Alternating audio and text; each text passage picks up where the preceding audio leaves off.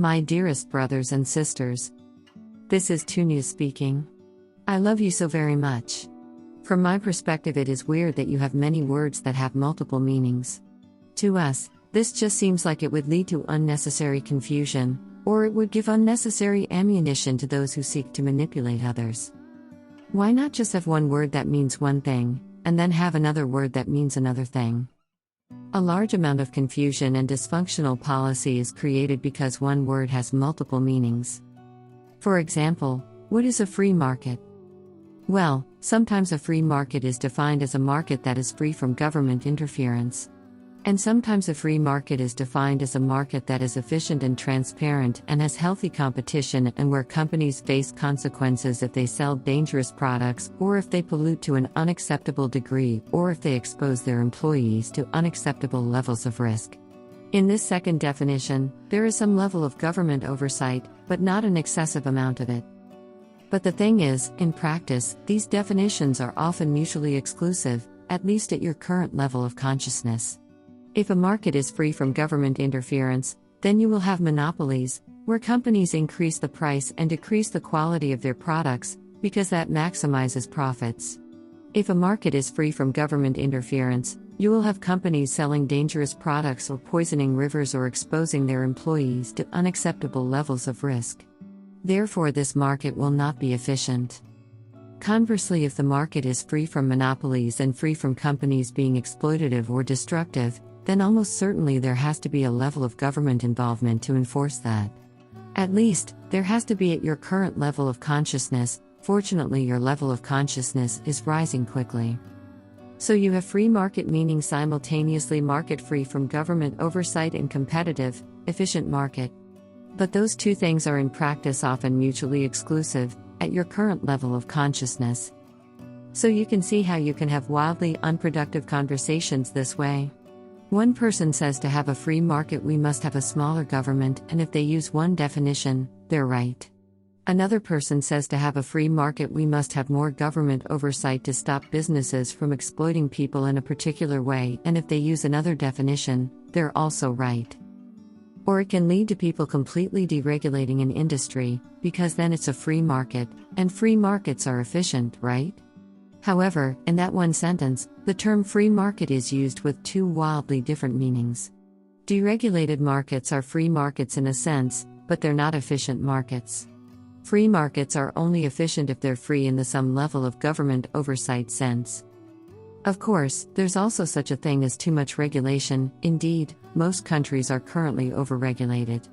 At your current level of consciousness, it's optimal to have some level of regulation, more than the free market true believers want, and less than the mainstream left wants. So you see that when one word has multiple meanings, this can lead to confusion or bad policy or inaccurate predictions. This issue becomes even more severe when people intentionally start redefining or misusing words to achieve certain outcomes, in an Orwellian way. For example, people who spend a lot of time talking about diversity sometimes don't value diversity of thought.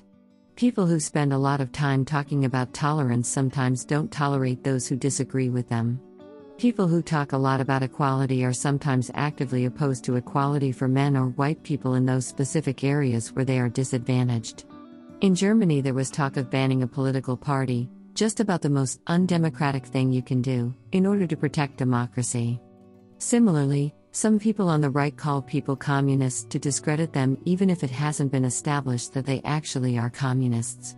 Just being left-wing and in favor of a relatively large government isn't enough to make someone a communist. Still, James Lindsay has said, communists share your vocabulary but they don't share your dictionary. While I think the label communist sometimes gets over-applied, it is true that the left sometimes has wildly different meanings for seemingly normal and seemingly well-defined words. In this way, they can dog whistle, or they can suggest policies that seem reasonable but turn out to be a Trojan horse once accepted. For example, the left might talk about equality, which is of course a good principle, but then it sometimes turns out that equality is a dog whistle for black people quotas. So, how can you as an individual navigate this situation? The best thing you can do, especially if you suspect that someone is trying to manipulate through language, is to ask people to define their terms. And not just ask for the meanings for obscure or highly complicated terms, but also ask for meanings for seemingly obvious terms. You talk about equality. What is equality? And don't accept a definition like equality means people being equal that doesn't actually spell out the boundaries of what the word applies to. Ask them to be specific. According to you, does X fit in your definition? According to you, does Y fit in your definition? Are Black people quotas part of your definition of equality? Are reparations part of your definition of equality? And once people have defined their terms, hold them to those definitions. Make sure that they don't switch definitions halfway through their argument. And make sure that people don't use associations that only apply to one sense of the word, but not to the sense of the word that they're using. For example, don't let a right-winger get away with saying free markets are efficient, therefore the market will become more efficient if we deregulate it. Free markets are only efficient if the word free market is used in the some government oversight sense, but then the switch is made to the free markets or deregulated markets sense later in the argument. A rhetorical trick that is often used is called the motte and bailey. Historically, the bailey was a hard-to-defend courtyard, which was linked to the motte. The motte was an easy-to-defend keep. So if you're attacked in a motte and bailey castle, you can retreat to the motte because that's really easy to defend. Similarly, someone might say that equality is good, and if you agree, they'll try to ram through Black people quotas. If you disagree with them, they'll retreat to their easy-to-defend motte, and they'll say that of course we shouldn't discriminate against Black people. What are you, racist? So in other words, they'll use the word equality to mean Black people quotas, but as soon as you disagree with them, they retreat to their easy-to-defend motte and they start defending the position of it's not okay to fire someone for being Black. And then if they win the argument, they'll implement Black people quotas. Some policies have been rammed through this way, even though most people didn't want those policies. In other words, they switch definitions of the word equality as convenient for them. And that's why you ask them to define their terms. Because then they can't switch. Then they either have to make the case for Black people quotas, an unpopular position, or they have to make the case for let's not openly discriminate but then be unable to switch gears and implement Black people quotas. So you ask people to clearly define their terms, and to be clear about which things do and don't fall into the definition according to them. It's not specific enough to say equality is the state of people being equal. You say, person who uses the word equality, according to you, is it equality to have Black people quotas, yes or no? Is it equality to have reparations, yes or no? Some people use needlessly complicated words or long sentences, or use sentences that don't actually say anything if you look closely at them. Usually these people are either trying to manipulate, or they're trying to appear smarter than they actually are. Actually, smart people are concise and use clear language. And whether a person is trying to manipulate or they're simply not that intelligent, in both cases it helps to ask them to define their terms. Be willing to look like a fool doing this. You may feel silly asking people to define seemingly obvious words, but this is how you get clarity between two well-intentioned parties, or this is how you avoid being manipulated by a malicious actor. If you feel embarrassed about asking someone to define a seemingly obvious term, you can always think that asking is being as a king. Asking as a king. Saying that asking is being as a king may sound somewhat silly, but asking to define terms can encourage thought and discussion, and it can dramatically improve clarity and the quality of a debate. If the person you're talking to is actually interested in sharpening their arguments or being nudged to think more deeply, as opposed to wanting to just win the debate, they may very well appreciate you asking them to define terms. When we're talking about verbal manipulation, another tactic that is used all the time is intentionally trying to create an artificial link between the thing you want to promote and good things, and the thing you want to demonize and bad things. For example, a certain TV series shows exactly one person complaining about cancel culture, and this person is a racist who literally murders Black people for no reason, and when he's being held accountable for his murders he complains about cancel culture. Hence the average viewer comes away with the impression that people who oppose cancel culture are all murderous racists, and that cancel culture is the justified holding to account of awful people. When in reality, even people opposing cancel culture are generally fine with murderous racists being held accountable. The type of cancel culture that I and some people oppose is, for example, people being deplatformed merely for having a politically incorrect opinion, or for disagreeing with the official narrative. Even scientists and experts get hit by cancel culture and are deplatformed for the crime of doing science and finding results that don't agree with the official narrative. When I write it out like this, it may sound silly, but this kind of manipulation is actually a surprisingly effective way to debunk certain concepts or positions in the mind of your average person. If you show an average person a few of these kinds of TV shows, they will likely genuinely believe that cancel culture doesn't exist or is justified, without ever listening to the arguments of people who oppose cancel culture. Again, when you are in a discussion about cancel culture, it helps to both define what things are and what things aren't cancel culture. It's not very easy to deal with this, because so many people use that trick on all ends of the political spectrum. Even if someone doesn't intentionally try to manipulate, they'll still probably show certain things in a good light and certain things in a bad light. It's a rare show or movie or book or argument indeed who presents both sides of the argument in their strongest form. For example, when the left talks about immigrants, they often talk about children who come from areas where there is war or starvation. When the right talks about immigrants, they often talk about men of fighting age, or at least about adult men who weren't in danger in their home country and who simply wanted better economic opportunities. Of course, these descriptions generate completely different emotional responses. And most people present immigrants as either people and children fleeing from death, or as adult men who are just after better economic opportunities and who are possibly dangerous. Most people want to push a certain agenda or political message, and therefore only show what supports that. It's rare for someone to show or acknowledge both sides of an argument. This ties into a point that we made in earlier messages. Ideally, you are able to present an argument for both sides of the discussion, one that is so high quality that people who sincerely have that view would say you are doing a good job. Another way in which discussions often derail is when one side gives 3 reasons, and the other side spends all their time completely destroying the weakest of the 3 reasons, while ignoring the 2 stronger reasons. This sounds silly if I say it like this, but the side that relentlessly attacks the weakest reason often looks like the discussion winner to the average Joe. One way you can deal with this is to simply omit relatively weak reasons and only present your strongest reasons. Yes, I know, theoretically 1 weak plus 2 strong reasons should have more weight than just 2 strong reasons, but this is not how it often works in practice. Most people don't debate in good faith, unfortunately. Most people don't debate to learn or to come closer to the truth, they debate to win, and they're willing to use underhanded debate tactics to do so. Another debate issue is that people often don't actually debate the position of the other side, instead they debate an easy-to-dismantle straw man. Again, define your terms and be clear what is and isn't part of your definitions.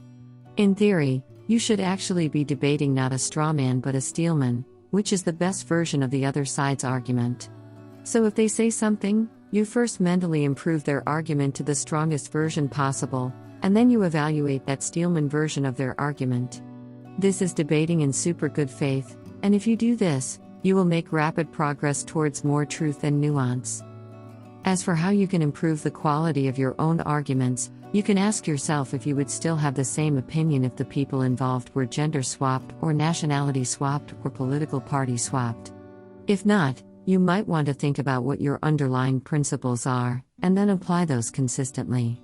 If you actually formulate principles and then actually apply those consistently, then you will be a great example for others indeed, and you may be able to draw strength from your principles. People often pretend to be even-handed, but in reality only give lip service to the well-being of one group while actively speaking out for the well-being of another group. That's actually not even-handed at all. If there is a conflict and both sides are doing bad things, but you only ever speak out to condemn the bad things that one side does, then you are not being fair. If at one specific moment in time it's clear that it's one side doing the bad thing, then alright, you can say that's bad, period. And you shouldn't make excuses for the bad thing, because the bad thing is bad. However, if the other side then later does something bad, you should for fairness' sake also speak out against that. It's absolutely possible that at one specific moment in time, one side is clearly in the wrong. And it's fine to point that out, without trying to justify the bad thing. But if you speak up then, but never speak up during moments when the other side is doing bad things, then you're not being a part of the solution. What Earth humans love to do is to create a narrative where history starts at the precise point where their disliked group does something bad. And then all the bad things that their group does are justified because of that earlier bad thing. Well, that's not a productive way to argue, because then the other side just says that history starts at the precise point that supports their narrative, and then says that all the bad things their side does are justified. If you accept that logic of we can do bad things because they did bad things first, then both sides will just pretend that history starts at the precise point when the other side did a bad thing. And then both sides will feel justified in doing bad things. So that doesn't work. In reality, people simply shouldn't do bad things, such as hurting innocent civilians of another side. Even if the other side has killed your civilians, that doesn't justify you killing civilians of another side. So, about the current Israel-Hamas conflict. If you have only ever actively spoken up about the bad things that one side has done, but have never spoken up about the bad things that the other side has done, then in my personal opinion you are not helping. If you don't outright say that it was wrong that Hamas killed Israeli civilians, period, then in my personal opinion you are not helping. If you think that Israel is justified in killing civilians right now because of what Hamas did, then in my personal opinion you are also not helping. This is the history starts at the precise point when it's convenient for my narrative fallacy we discussed earlier. In reality, people shouldn't kill civilians even if the other side killed civilians first. If you want to argue that Israel gets to kill Palestinian civilians now because of what Hamas did previously, then Hamas can say they were justified because of what Israel did previously. So that's just not a productive way to move forward. Yes, what Hamas did was wrong, but that doesn't mean that it's now justified for Israel to kill civilians themselves. Two wrongs don't make a right. Note that about half of all Palestinians are under 18, and right now many children are dying because of what Israel is doing. Obviously it's not justified to kill Palestinian children, which is what Israel is currently doing, because some Palestinians have murdered Israeli citizens. Those children are innocent, and that's about half of the population. Not every Palestinian is a murderous Hamas fighter. You don't get to kill Palestinian children just because some Palestinians murder Israeli citizens. Two wrongs don't make a right. Often it is said, Israel has a right to defend itself. This ties into our earlier point about definitions. Now, yes, when taken at face value, it's certainly true that Israel has a right to defend itself. But if someone says Israel has a right to defend itself, ask them to define what exactly does, and doesn't fall into that definition, according to them. Does the person saying Israel has a right to defend itself think that Israel is justified in killing Palestinian civilians now, to potentially save Israeli lives later? If yes, does that person think that Israeli lives are more valuable than Palestinian lives? Also, once someone has defined what having a right to defend itself means, ask them, does Palestine also have a right to defend itself? There is a laundry list of reasons that Palestine could cite as being sufficient reason for it to defend itself, which apparently means killing civilians of the other side. At least, that's how Israel is currently using the right to defend itself. So then, do both sides have a valid reason to kill civilians on the other side? Some Israelis are effectively claiming that it's acceptable for them to kill Palestinian civilians because that makes Israelis safer. Well, if Palestinians also claim that it's acceptable for them to kill Israeli citizens because that makes Palestinians safer, then the result is a conflict that only ends once one side ethnically cleanses the other side. So logically speaking, people shouldn't be allowed to kill civilians even if that makes them safer, because that doesn't lead to a good place. Unless the actual unspoken position is that Israeli lives are more valuable than Palestinian lives. However, that is of course a very racist position to take. People also often subconsciously label one group as good and one group as bad. And then when the bad group does bad things, that's definitive proof that the good guys can treat them harshly. But when the good guys do bad things, that's either a mistake or an unfortunate necessity. But this is very much motivated reasoning. If you don't presuppose that one group is good, then the bad actions by the so-called good group suddenly don't look so good anymore. So, killing civilians is wrong, period. You can't justify the present-day killing of civilians by saying that the other side killed civilians first in the past. This applies to both sides. Hamas shouldn't have killed Israeli citizens, and there is no but Israel did this that justifies that. Israel shouldn't kill Palestinian civilians, as it is doing now, and there is no but Hamas did this that justifies that. In the longer term, this situation can only be resolved in two ways. Either one side ethnically cleanses the other out of the contested lands, which would of course be a horrible outcome. Or the people learn to live together in peace. To take a step towards peace, there should be a ceasefire and both sides should stop killing the civilians of the other side, directly and indirectly. Israel has already killed more Palestinians in retaliation bombings since the assault than Hamas killed during their assault. Israel already has its revenge, it's time for the bloodshed to stop. It's easy to say we must continue to fight and kill Hamas terrorists, but it's really hard to distinguish a Palestinian who is willing to kill Israeli civilians from a Palestinian who is innocent. What continuing to fight means in practice is killing lots of innocent Palestinian civilians, half of whom are children. And killing more Palestinian civilians will only create more Palestinians who are willing to kill Israeli civilians. I'm not saying that they would be justified in killing Israeli civilians, but still, war begets war and violence begets violence. Harming others ultimately doesn't make you safer in the long term. Both sides currently feel so unsafe and have so many legitimate grievances that it's understandable that they wish to damage the other side so much that the other side can't hurt them anymore. I understand the impulse. But that is not the way forward. People don't have a right to kill civilians on the other side just because that allegedly improves their own security situation. Yes, people may defend themselves, but that does not include directly or indirectly killing civilians on the other side because that might save the lives of your own people in the future. That is not actually defense, under any sensible definition of the word defense. That just leads to an endless cycle of violence. The way forward is that no one should kill the civilians of the other side, directly or indirectly. Wanting revenge or wanting more safety for yourself isn't a valid reason to kill civilians on the other side, or force civilians on the other side to endure conditions that very well may lead to their death. International law should be applied to the region. And note that Israeli settlements in occupied territories are clearly illegal under international law. Even Wikipedia admits that, on the Wikipedia page, International Law and Israeli Settlements. This means that at the very least, Israel should immediately stop building new illegal settlements. Not after the current conflict is over, but immediately. You don't get to violate international law just because that allegedly makes you safer, or just because the other side did bad things in the past. If those were valid reasons, then practically every country would get to violate international law. I get that many people on Israel's side consider it to be unacceptable for the building of new settlements to end, but this conflict is either going to end with ethnic cleansing or it's going to end with peace. And to get peace, both sides should stop killing civilians of the other side, both directly and indirectly, and international law should be applied. It's not realistic to say that you are in favor of peace but then continue to violate international law.